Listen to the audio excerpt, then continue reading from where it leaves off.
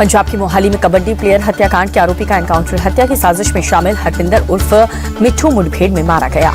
Ambala highway पर मुठभेड़ में एक पुलिसकर्मी भी घायल। 15 दिसंबर को हुई थी राणा बलोचोटिया की हत्या। मैच के दौरान सेल्फी लेने के बहाने शूटर ने मारी थी गोली।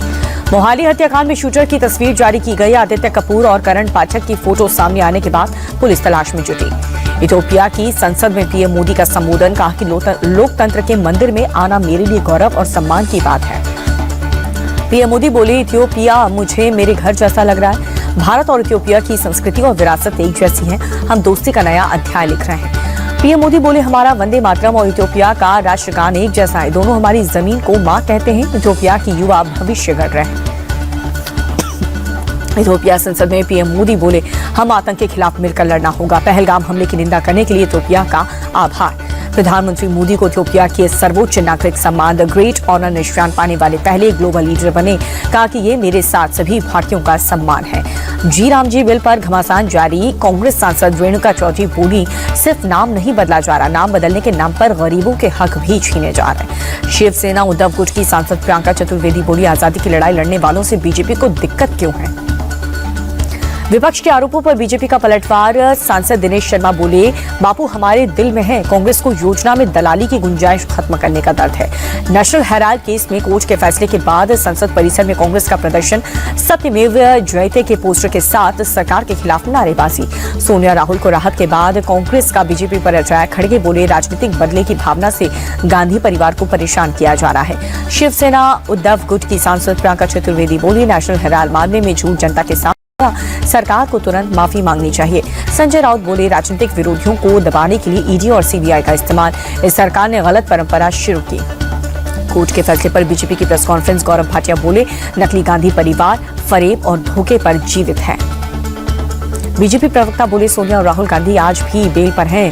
गांधी फैमिली पूरी दुनिया में सबसे भ्रष्टाचार राजनीतिक परिवार। कांग्रेस नेता पृथ्वीराज चौहान ने ऑपरेशन सिंदूर पर उठाए सवाल। कहा कि पहले ही दिन हमें हार का सामना करना पड़ा। भारत विमान उड़ान भरने की ताकत में नहीं थे। पृथ्वीराज चौहान बोले, एयरफोर्स पूरी तरह से ग्राउंडेड थी। सेना की 1 किलोमीटर की भी मूवमेंट नहीं हुई है। लड़ाई सिर्फ हवाई और मिसाइल हमले तक ही सीमित रही। पृथ्वीराज चौहान को अपने बयान पर कोई अफसोस नहीं है। माफी मांगने से साफ इनकार किया। कहा, लोकतंत्र में सबको सवाल पूछने का अधिकार है। संजय राउत ने इशारों में पृथ्वीराज चौहान के बयान का समर्थन किया। कहा, पहलगाम का बदलाव पूरा नहीं हुआ। ऑपरेशन सिंदूर जिस तरह रोका गया वो रहस्य है। पृथ्वीराज चौहान के बयान पर एकनाथ शिंदे का पलटवार। कहा कि जनता सेना का अपमान करने वालों की कब्र खोदेगी। ऐसे लोगों को देश प्रेमी नहीं देशद्रोही कहा जाएगा। केंद्रीय मंत्री गिरिराज सिंह बोले, सेना के शौर्य को गाली देने का किसी को हक नहीं। कांग्रेस कभी देश हित के बारे में सोच ही नहीं सकती। गो अग्निकांड के आरोपी लुथरा ब्रदर्स की कोर्ट में पेशी। कोर्ट का दोनों भाइयों सौरभ और गौरव लुथरा का दोबारा मेडिकल कराने का आदेश। अंडों में जहरीले केमिकल नाइट्रोफ्यूरॉन होने की खबर से हड़कंप मच गया। FSSAI ने सभी राज्यों को आदेश जारी किया। अंडों के सैंपल इकट्ठा करके लैब भेजने के लिए कहा।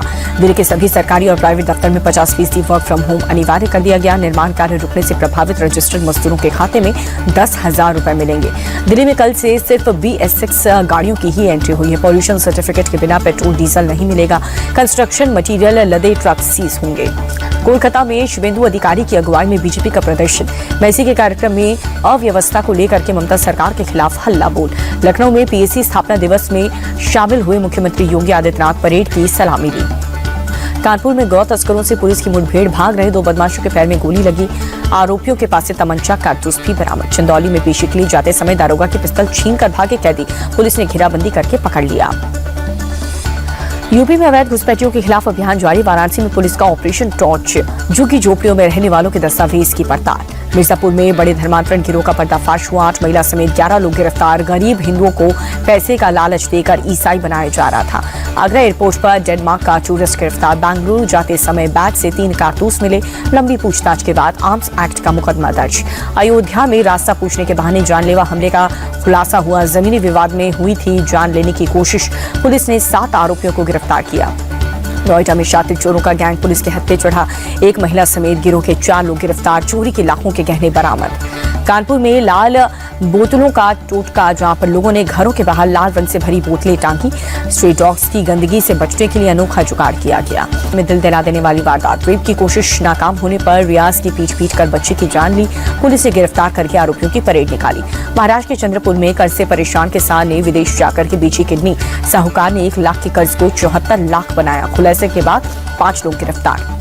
राजस्थान के झुंझुनू में 100 करोड़ की ड्रग्स फैक्ट्री पर चला बुलडोजर। मुर्गी फार्म की आड़ में चल रही एनडी ड्रग्स फैक्ट्री ध्वस्त। बिहार के नालंदा में बुलडोजर एक्शन के दौरान बवाल हुआ। दुकानदारों का नगर निगम की टीम पर हमला। हालात को काबू पाने के लिए पुलिस का लाठीचार्ज। गुजरात में भी अतिक्रमण के खिलाफ बड़ी कार्रवाई हुई। अहमदाबाद में तालाब की सरकारी जमीन पर करीब 150 अवैध कब्जों पर बुलडोजर चला। पाकिस्तान में इमरान खान पर बवाल जारी। अडयाला जेल के बाहर प्रदर्शन कर रहे इमरान समर्थकों की पिटाई हो गई।